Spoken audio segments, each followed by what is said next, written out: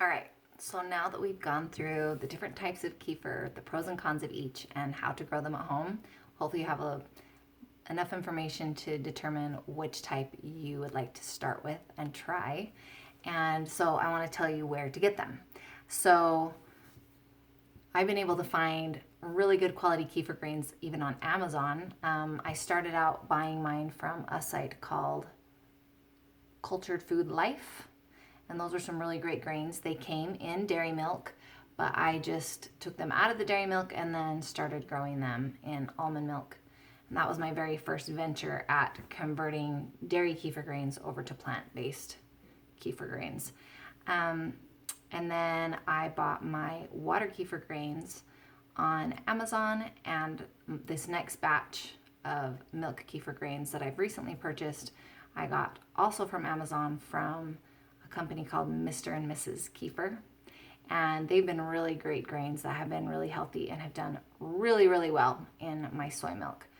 So a couple tricks. Once you purchase it, if you're buying water kefir grains, make sure to use filtered or distilled water because the chlorine in tap water will kill the grains. If you are purchasing milk kefir grains, so you'll purchase them as dairy kefir grains and then you'll convert them over to be able to use nut and plant-based milks. So I've had success with unsweetened almond milk, unsweetened organic soy milk, and then even coconut milk from a can.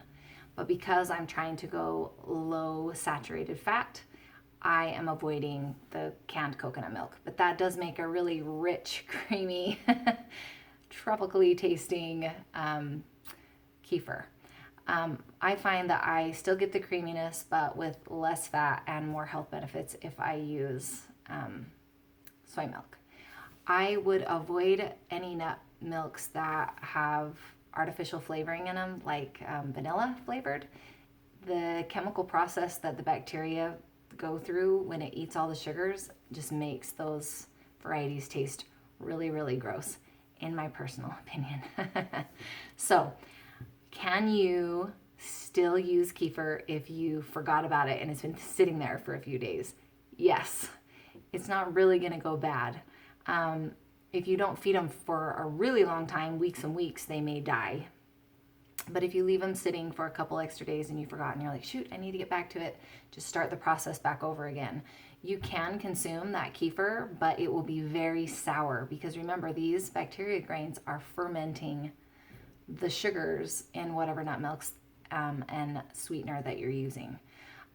Also, remember, never use honey as a sweetener for your kefir grains, water or nut milk based, because honey is antimicrobial, so it will kill the kefir grains and it will kill those little bacteria, and so then they won't be able to do their job.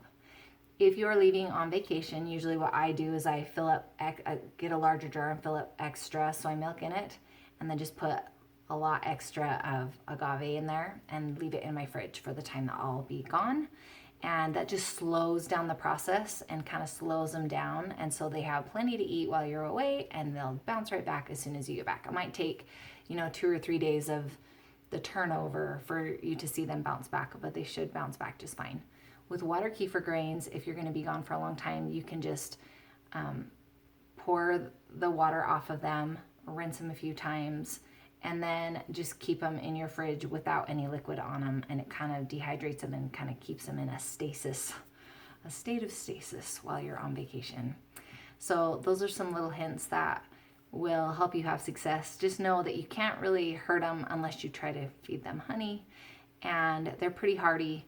And if you forget on the turnover batch, the batch that you're going to be eating that next day, if you forget about it and you don't get to it and it sits on your counter, if it's in a sealed jar, it's gonna pop like a shaken bottle of soda. So be careful when you open it. And remember, you can still consume it, but it will be really sour. Some people love that taste. I personally don't. I like it just the right after that 12-hour overnight stay. It's just mellow and creamy and good. But if you like it with that more tart flavoring, more power to you. I'm going to show you a couple pictures of just different ways that you can use kefir. Some people use them in smoothies. Some people use them like as yogurt. They make yogurt with kefir. Some people, like I'll just put it in with some frozen fruit and have it and some lemon and some sweetener and just have it taste kind of like a shake, like a strawberry shake, you know? It's just like creamy and yummy. So there's all different ways that you can utilize the nut milk kefir.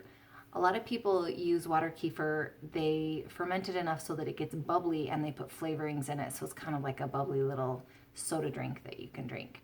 So those are the ways that people have utilized water kefir, and just kind of get creative and think of some ways that you can introduce it into your diet. Last important tip: do not heat up your kefir. It will die if it reaches a certain temperature. So if you're going to put it in baked goods, it actually will make them light and fluffy, but the kefir, the probiotic bacteria won't survive. So you're missing out on those benefits if you overheat it, because they need to stay at a room temperature before you consume them for them to be at their healthiest and to be of their greatest benefit to you.